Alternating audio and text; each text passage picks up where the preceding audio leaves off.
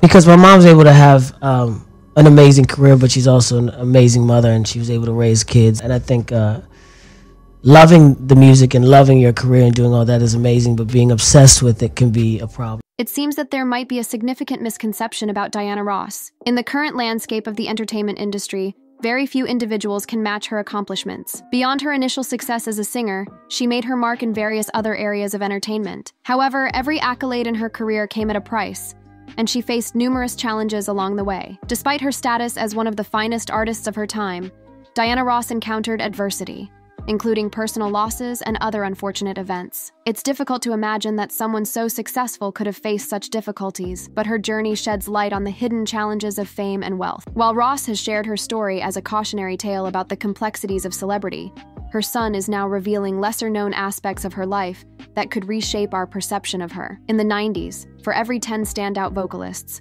it's likely that Diana Ross's incredible life served as inspiration for at least one of them. Her journey into the major leagues of the entertainment world began in her teenage years, and she was often seen as a trailblazer. Her rise to stardom was a phased journey, starting with the Primettes, then the Supremes, followed by Diana Ross and the Supremes, and finally, as a solo artist. Describing Ross's career as phenomenal would be an understatement. Her achievements are staggering by any measure. According to the Detroit Historical Society, she sold over 100 million records, released 57 albums, and accumulated numerous #1 hits and awards. With such an impressive track record, it's understandable that some might find it hard to believe her life wasn't the fairy tale it appeared to be. Her success extended beyond her own career. She also played a significant role in discovering talents like Michael Jackson. However, the most compelling narrative is her own journey to stardom. Diana Ross's musical journey began in school when she joined forces with local girls to form a female counterpart to the all-male group,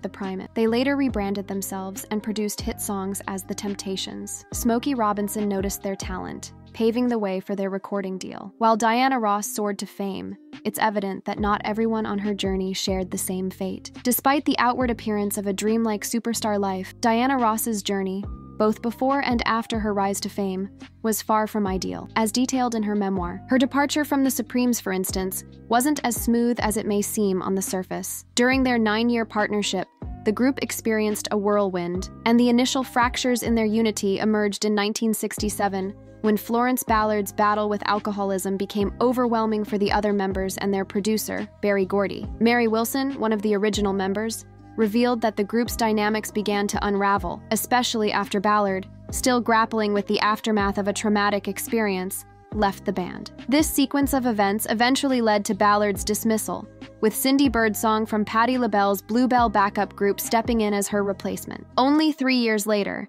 Diana Ross decided to part ways with the Supremes. The transition took 6 months, and the ensemble was rebranded as Ross and the Supremes to recognize her as the primary vocalist. Her departure was marked by a farewell show in Las Vegas in January 1970, and their last song as a trio, Someday We'll Be Together, was a success. The group's evolution from its inception to Ross's exit has led to various speculations and contrasting accounts. Mary Wilson presented her perspective in her 1986 memoir, Dream Girl, My Life as a Supreme. She candidly shared stories of Ross's fierce ambition, noting that anyone who found themselves in Ross's path as she pursued the limelight often faced challenges. Ross had an insatiable hunger for attention and was relentless in her pursuit of it. The strained dynamics within the group grew to the extent that attempts to reunite in the 21st century proved futile. Whenever a potential reunion was discussed, Mary Wilson typically deferred to Ross's choice. As evident from her past disputes with fellow members, Ross consistently prioritized her career above all else, including her relationship with Berry Gordy. Ross first met Gordy, the renowned founder of Motown, during her school years. He suggested a name change for the group, originally known as the Supremes, as Ross felt the name lacked a feminine touch. Over time, Ross and Gordy's relationship deepened, transitioning from professional to personal. By the time they officially became Diana Ross and the Supremes in 2008, their bond had evolved significantly. In an interview with Vanity Fair, Gordy reminisced about collaborating with Diana Ross, describing it as a celestial experience. He saw her as his shining star, someone destined for success from the start. Yet, Diana Ross was more than just a talent to Gordy. She was also the mother of his child, Rhonda Ross. While Rhonda had some inkling of this connection, she only fully understood it at the age of 13, when Ross revealed that her biological father was Berry Gordy. The decision to end their romantic relationship was made when it became apparent that it was hindering Diana's professional progress. They had an agreement that if their relationship ever obstructed her path to stardom, they would part ways, as Gordy fully understood her ambitions. However, even before her departure from the Supremes, her role as the lead vocalist was already taking a toll on her. Diana Ross candidly spoke about the challenges of managing her demanding schedule throughout her career. She was constantly on the move, performing at numerous events, traveling extensively, and often surviving on minimal sleep. This lifestyle had a significant impact on her well-being. There was a period when she found it difficult to eat.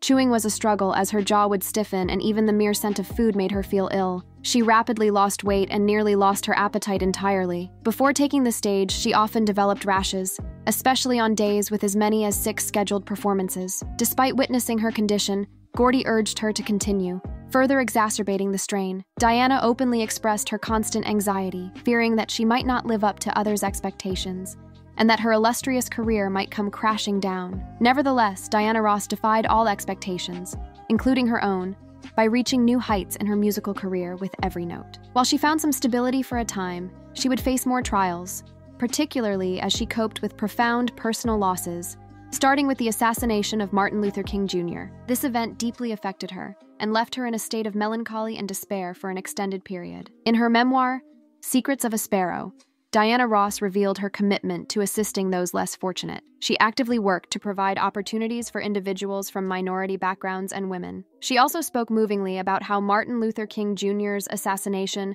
had a profound impact on her, as it did on countless others. Tragedy struck again, less than 2 decades after MLK's death, when Ross lost her mother. This loss was a prolonged and heart-wrenching experience for her. In her memoir, Ross delved into her early years, gaining insight into the hardships her mother faced to secure their well-being. She poignantly recounted her mother's passing, which occurred 2 years after her mother was diagnosed with breast cancer. In her writings, Ross vividly described the rapid and devastating decline of her mother's health. It was evident that her mother was clinging to life, but the relentless march of time could not be denied. Amidst this challenging period, Ross had commitments at Radio City Music Hall. She found herself juggling between concerts in New York and flying back to Detroit to be with her ailing mother. One of the profound regrets that haunts her to this day is not having halted her performances to be constantly by her mother's side. She wrote, "In moments of crisis, clarity can be elusive. While I tried to remain a pillar for my family, the lines between right and wrong blurred." A decade after the loss of her mother,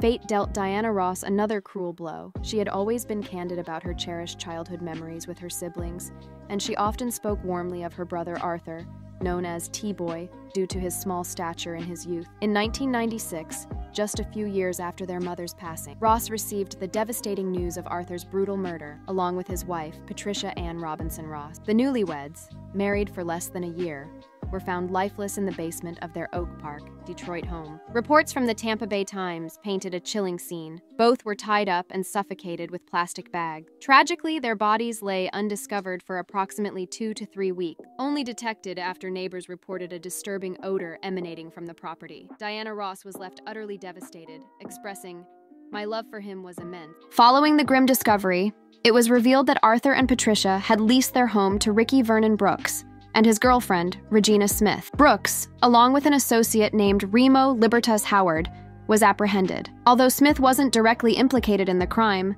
her testimony as a witness proved invaluable. Surprisingly, Howard was released after failing to attend court, as reported by UPI. The details surrounding Ricky Vernon Brooks and his involvement in these tragic events remain shrouded in ambiguity, causing ongoing distress for many. Despite the turbulence that has marked Diana Ross's life, her resilience shines through as she repeatedly rises above setbacks. Today, admirers often mention her in the same breath as contemporary legends, with one social media comment aptly noting, "How can anyone even compare Diana Ross to anyone else? She's the blueprint.